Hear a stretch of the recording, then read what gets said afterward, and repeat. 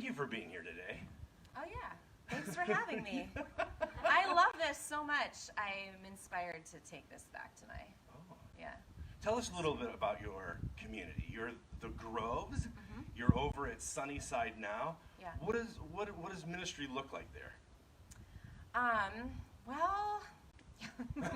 Should we go a different direction yeah, first? No, it's totally great. So just the backdrop is that my husband and I started a church that was at Portland State University. Oh. So that's where we started, and it was student focused, I would say, but for the broader community, because I'm sure we'll get to this, but we had a very parish community orientation. But we wanted to create a space that was specifically for that student body age. And then what we ended up finding was that we were gathering basically master's students and then OHSU folks that were doing their residency and that sort of thing. So that's kind of the target, the people we ended up kind of targeting. So anyway, we were on the campus for several years, and then we're in multiple neighborhoods all over Portland, just kind of displaced in a sense of space. The challenges of being in an urban setting, right, is that it's hard to find a place cost-effective, all those things, parking, all those things that are challenging in an urban environment. And so we planted that community, and then in 2019, I was invited through the Innovation and Vitality to bring my congregation over into Sunnyside United Methodist Church for a revitalization thing. Okay. So we got there.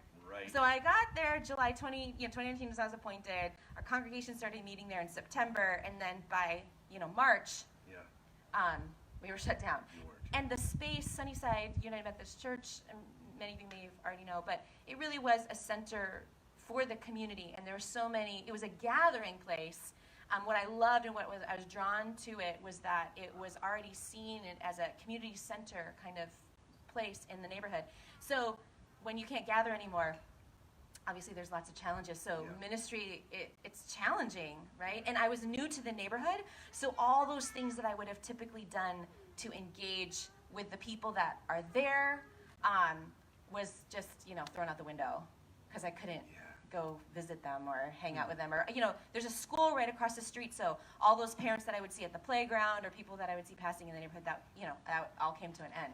So in some ways there was, I think that I heard in people commenting, right, there's deep isolation in that. Yeah. And as a leader, if I can be really vulnerable about it, is no one was prepared for that moment, right? So it is, the beauty of it is that it becomes an innovative moment. The challenge of it is that there's isolation in that. But. So the three things I definitely wanted to talk to you about today was ministry, art, and justice. Those are three things I know that make your heart beat. Yeah. So let's just start with the ministry component. You and I are both part of something called the Parish Collective. Yes. They have the Inhabit Conference. This idea that the church is ultra local. It is the neighborhood. It is the ground. It's where you walk. It's where you get coffee. It is where you live. And so talk to me just about how did you get into that, or why does that matter so much to you, or why has that made COVID so troubling? Yeah, I came from, so my background, I grew up in the church, was very church-centric, as in there was a building and a facility, and everybody always came to the church for the things. And so it was very attractional. If there was a dynamic, charismatic leader that drew a lot of people, or if there was something that was really meaningful to the place, it would draw. But most of what I grew up in was highly attractional and based on that particular leader. And so I think I was hungry, and I had an inclination that somehow my life and my existence, like love thy neighbor, could be literal, and that there was something I was being invited to that was beyond me inviting people to a place, but I wanted to engage in relationship. I wanted to, my friends in Parish Collective would say, there's a tendency for us to live above place. Like, I might go to the same coffee shop, but I don't even know who works there. I might drive by the same places every day, but have no idea who those people are or what's going on in their lives. And so for me, there was an invitation, and with Parish Collective, of hyper local, right? Where am I walking? Who are the people I'm passing every day? Who are my literal neighbors? What are their needs? What are their desires? What do we collectively want for the flourishing and the good of our space? Have I even asked anyone in my neighborhood what that is? Right? Those were some of the questions, because I had my own ideas and presuppositions, but what are people losing sleep over? What would bring us the most joy? What are the actual needs, the actual felt needs in place? And so that was my draw into that, and it became as simple as standing at parent pickup line at my school and starting conversations and building relationships with people that I interact with every day, and allowing those relationships to shape me, to teach me, and then inviting people into the collective good that I believe God has for our places. And I think that it can really, particularly in our globalized world, in the way in which we understand and see and receive news and information, it can be so out there, but I think the invitation starts much closer to home. And so, yeah, This is one of the few places where I'm a literalist. Love your neighbor, because most of the time we are idealists. I love the idea of my neighbor. Yeah. I don't know my neighbor's name. Right. I don't know what they care about. I don't know what keeps them up at night. I love the idea of my neighbor. Yeah. I don't know my neighbor. Yeah. It costs us something too. I think it's a challenge, and for me, whatever my insecurities, like I have, there are all those things that can come to the surface, and that's what I started paying attention to. Why am I not engaging in this way? And a lot of it had to do with my own hang-ups and my own junk, and I had to kind of get beyond that, which is the essence, I think, behind Love Thy Neighbor. Yeah. So let's transition a little bit. Yeah. You are also an artist, both musically and in other mediums. Talk to me about what role is that, how does that inform your other passions, or is that a fruit? Is it rooted somewhere else and is an expression of that heart? How does art fit in for you? Yeah. So I'm an abstract painter. So I play music. Been playing piano since I was 5 years old. My parents put that timer on the piano, and there I was practicing my scales. And then as soon as I could, they had me going into, my parents had me regularly at our local nursing home, and they would just shout out hymns, and I'd be like, okay, and playing hymns, or that was what I grew up doing. So anyway, or my dad is first-gen Finnish, and so he would have me record me on cassette tapes and send it over to our Finnish relatives. So that's where I'm really popular, you know what I'm saying, in that like over 60 crowd in Finland. But but I grew up singing music, and I grew up in church context, and so for me, connecting with God has very much been through music, through songwriting, through playing music, through singing with people. That's a way in which my spiritual disciplines, like my practices. I actually came into abstract art and painting through a neighbor. So parent pickup line, quick story, parent pickup line, there's, I'm Korean American, adoptee. Okay, grew up in the suburbs of Minnesota. I knew some Finnish words before I knew Korean words. I was eating Scandinavian, like lefse and, all that before I had kimchi. So that's like my context, okay? So there's this very Korean woman who keeps looking at me at parent pickup line at Capitol Hill Elementary School. She keeps looking at me, and I'm like, oh, she's gonna know, like I can't talk to her, she's gonna know I'm not really Korean. Like these are all, again, my insecurities, right? So she eventually comes and talks to me, in broken English. Anyway, we ended up taking an art class together because she wanted to learn more English. I was like, she wanted to sign up for an art class at Multnomah Community Arts.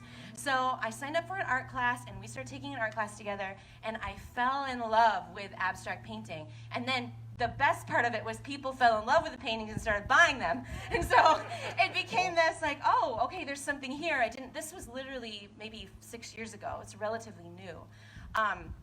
But abstract painting became another way for me to make, I like to make invisible things visible. Making God visible through music, through speaking. Art was a way that I was able to make feelings, emotions, the sense of a place visible. And it's abstract, and my parents are like, what is that? That makes no sense. But what I do know, how it's been integrated, so with Parish Collective here in Portland, and I like to travel to places, to cities. I will walk neighborhoods. I will get a sense and a feeling of what's going on, have a conversation with the people that are there, and then go back and paint an expression of what that is. And so that's the way it's been sort of integrated into my experience. You recently did a mural. I did. A big mural. Where was that? Talk to us about that. Yeah. So I've done 2 so far, and I don't know how I feel about them, but it's all an experiment. This is an experiment. So I did one in Cincinnati at the Hive, which is an arts and meditation center, and then some people in Denver saw it, and they were like, would you come out and do this for us? And I was like, yeah, sure. I don't know what I'm doing, but it's been a great, I don't know, it's been opening up and an opportunity that I never thought was in front of us, and deeply confronts my hyper-perfectionism. So, I don't know, like, God is good like that, in that these things that are introduced to our lives can hit us in so many different layers, in so many different ways. Yeah. The last thing I wanted to ask about is justice. So my beloved congregation watches a lot of news. They're well informed, but we don't always know what to do. What does that look like on the ground? What's the action? How do we advocate for change? How do we organize for this? And so you have a heart for issues related to justice. Can you just talk to us about what does it look like to move from conviction to action? Well, I would say there are 2 things to me, and for me, my story is that I think there were threads of advocacy and justice in my life. There are ways, like I remember being in 7th grade, our arts program was getting cut, and I'm like, we should have a sit-in. You know, like, I'm a 7th grader, I don't know what I'm doing. And I actually, the night before, told my parents called the principal, and it got all canceled. Like, so I started it and ended it. So anyway, that thread, I think, was there for me of being an advocate, but I didn't know how to, and my faith communities weren't talking about that. That wasn't part of the conversation. And so I had an inclination to do something, I didn't know how or what. And I think for me, there has always been, and this is where maybe paying attention in that whole neighborhood conversation, and like, where is where's the problem? Where is it located? What is that thing? And then bringing attention to it, making it visible, and then bringing people around that thing. And for me, it's honestly, if I'm totally honest, because we have this, I would say, this is the language I use, we have a lot of privilege of distance, in that the thing that's happening is over there, and it doesn't really affect us. And what that allows us to do, we have that, it is privilege. Like, we don't have to deal with that thing that's over there. And what happened for me is that a lot of these issues, or a lot of these things that were issues that were happening in those other cities, in those other places, in other parts of the world, came right to my doorstep, came right in front of my face. So, for example, a friend of ours, his name is Jason Washington, and Portland is a very white-dominated space, yes? And our congregation, mostly some Asian folks, some white folks, but mostly white folks, 2 black families in my church. Of those families, one of them was actually in the neighborhood that I live in, which is John's Landing neighborhood, lived in my neighborhood. His youngest daughter and my oldest daughter started kindergarten together. We've been friends for a very long time. He was at Portland State University, was out with some friends, anyway, ended up getting shot and killed by the campus police that were there. And if you know anything about Portland State, they've been armed since 2016, and there was a fight over that, because Portland police, it's downtown, Portland police is already there, right? So there's been a lot of arguments, like, what is safety, what is security, all those conversations happening on campus, and then so Jason was shot and killed. So when that happened, right, the story of white cops getting killed by white cops killing black men, that was a story, that was a national story that happened over there in another place, but now it's my neighborhood, my friend.